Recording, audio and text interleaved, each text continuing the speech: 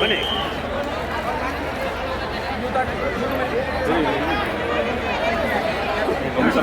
ಅದು ತಲೆ ಹಿಂದೆ ಏನು ಇದು ಬೆಳಗಾವಿ ಎಲ್ಲ ಸಮಸ್ತ ನಾಗರಿಕರಿಗೆ ಇದೊಂದು ಹೆಮ್ಮೆಯ ವಿಷಯ ಅಂತ ಹೇಳಬೇಕು. ಕಾರಣ 100 ವರ್ಷಗಳ ನಂತರ ಈ ಸಮಾವೇಶಕ್ಕೆ ನಾವೆಲ್ಲ ಭಾಗವಹಿಸಿದ್ದೀವಿ ಅಂದ್ರೆ ಇದು ನಮಗೆ ಒಂದು ಮುಂದಿನ ಜೀವನದೊಳಗೆ ನಾವು ನಮ್ಮ ಮಕ್ಕಳಿಗೋ ಮೊಮ್ಮಕ್ಕಳಿಗೋ ಹೇಳ್ಬೋದಾಗಿದೆ.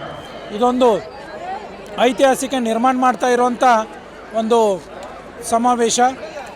ಇದು ಇಡೀ ಕಾಂಗ್ರೆಸ್ ಪಕ್ಷ ಅಥವಾ ಇನ್ಯಾವುದೋ ಎಲ್ಲ ಬೆಳಗಾವಿ ಜಿಲ್ಲೆ ಅನ್ನೋಕ್ಕಿಂತ ಇಡೀ ದೇಶದ ನಾಗರಿಕರೇ ಹೆಮ್ಮೆ ಪಡಬೇಕು ಅಂಥ ಒಂದು ಕಾರ್ಯಕ್ರಮ ಇದು. ಗಾಂಧೀಜಿಯವರು ಬೆಳಗಾವಿಗೆ ಬಂದು ಇವಾಗ 100 ವರ್ಷ ಕಳೆದೋಯ್ತು. ಗಾಂಧೀಜಿಯವರ ಒಂದೇ ಒಂದು ವೇದಿಕೆಯಲ್ಲಿ ತಾವು ಅಧ್ಯಕ್ಷತೆಯನ್ನು ವಹಿಸಿದ್ರು. ಅದು ನಮ್ಮ ಬೆಳಗಾವಿಯಲ್ಲಿ. ಇದು ಬೆಳಗಾವಿಗೆ ಒಂದು ಹೆಮ್ಮೆ ಅಂತ ಹೇಳ್ಕೋಬೇಕು ನಾವು. ಅದು ಗತಿಸಿ 100 ವರ್ಷಗಳು ಕಳೆದಿವೆ.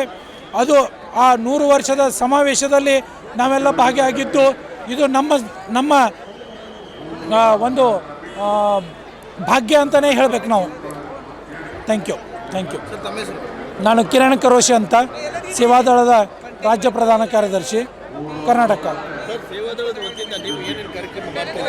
ಸೇವಾದಳದ ಮಹತ್ವತೆ ಇದರಲ್ಲಂದರೆ ಬೆಳಗಾವಿಗೆ ಮಹಾತ್ಮ ಗಾಂಧೀಜಿಯವರು ಬರೋಕ್ಕೆ ಸೇವಾದಳದ ಮಹತ್ವದ ಪಾತ್ರ ಇತ್ತು. ಇಲ್ಲಿ ನಾಸು ಹರ್ಡಿಕರ್ರಿಂದ ಮಹಾತ್ಮ ಗಾಂಧಿಯವರು ಈ ಕ್ಷೇತ್ರದಲ್ಲಿ ಅಥವಾ ಬೆಳಗಾವಿಯಲ್ಲಿ ಅಧ್ಯಕ್ಷತೆಯನ್ನು ವಹಿಸಿದ್ರು. ಇದರ ನಂತರ ಅದಕ್ಕೆ ಕಾರಣ ಈ ಬೆಳಗಾವಿಯಲ್ಲಿ ಮಹಾತ್ಮ ಗಾಂಧಿಯವರ ಅಧ್ಯಕ್ಷತೆ ವಹಿಸೋಕ್ಕೆ ನಾಸು ಹರ್ಡಿಕರ್ ಮತ್ತು ಸೇವಾದಳನೇ ಕಾರಣ. ಧನ್ಯವಾದ.